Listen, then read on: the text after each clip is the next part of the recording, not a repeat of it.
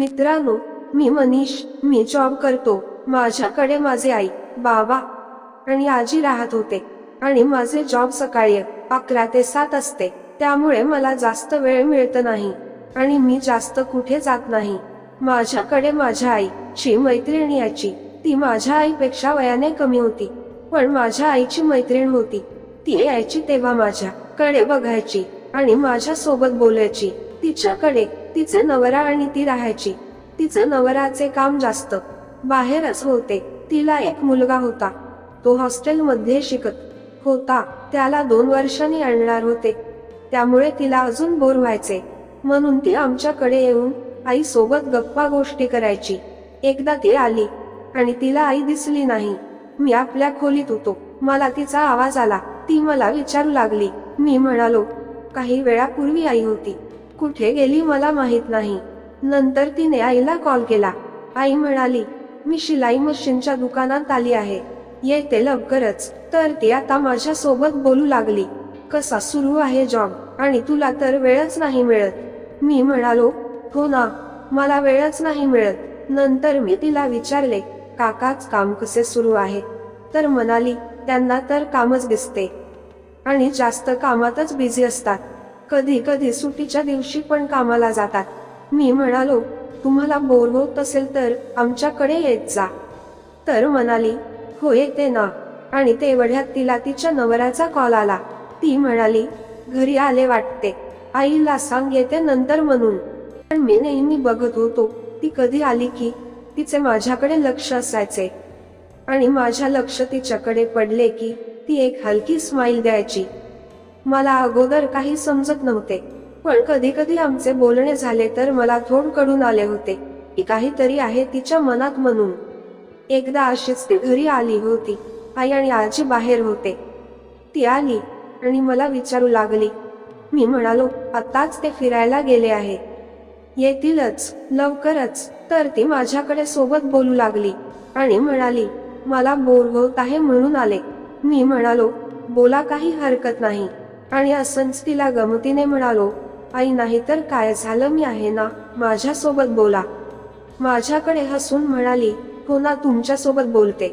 मी म्हणालो, घरी कोण नाही तर मला पण बोर होत आहे. आणि आम्ही बोलू लागलो. बोलता बोलता मी म्हणालो, काय तुमचा नवरा पण नुसता बाहेर असतो? ती पण म्हणाली, हो बरोबर आहे तुझं. मी म्हणालो, कॉल तर करत असेल ना तुम्हाला? तर म्हणाली, काम असेल तेव्हाच करतो. आणि मला विचारले, तू नाही बोलत का कुणासोबत? मी नाही म्हणालो, मला वेळच नाही मिळत. तर म्हणाली, बोलत जा. मला तिचे बोलणे समजले नव्हते. तर म्हणालो, आता तुमच्या सोबत बोलत आहे ना, तर कॉलवर कस बोलणार? तर म्हणाली, कधी तुला बोलावं वाटल तर करायचं कॉल. आणि तेवढ्यात आई आली आणि त्या बोलू लागल्या. काही दिवसांनी ऑफिसचे सर्व्हर डाऊन होते, त्यामुळे मला काम नव्हते. तर मी असाच आईला कॉल केला तर आईने उचलला नाही. मग मी काकूला केला आणि म्हणालो, तुम्ही माझ्याकडे आहे का? तर नाही म्हणाली. म्हणू लागली. ती म्हणाली, मला वाटले तुला माझी आठवण आली. मी पण म्हणालो, मला तर तुमची आठवण येतच. तर म्हणाली, चल खोटारडा.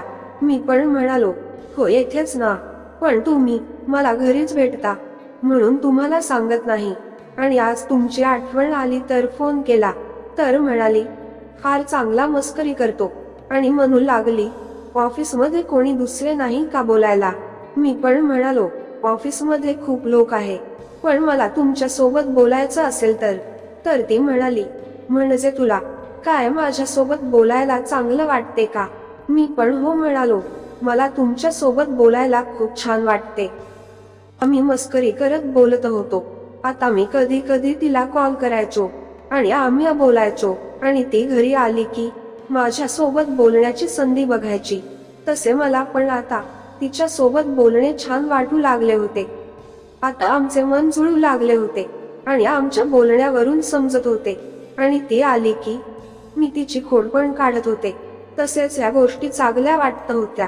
आता असेच होत होते. नंतर मला पण कळले की तिला मी आधीपासून चांगलं वाटत होतो, पण ती मला सांगण्यात घाबरत होती. आता मला पण ती चांगली वाटू लागली होती. आता मी जॉबवरून आल्यावर तिला कॉल करत होतो आणि आम्ही बोलत होतो. एके दिवशी आजी तिच्याकडे बसून होती, तर आई म्हणाली, जा आजीला बोलून घेऊन ये.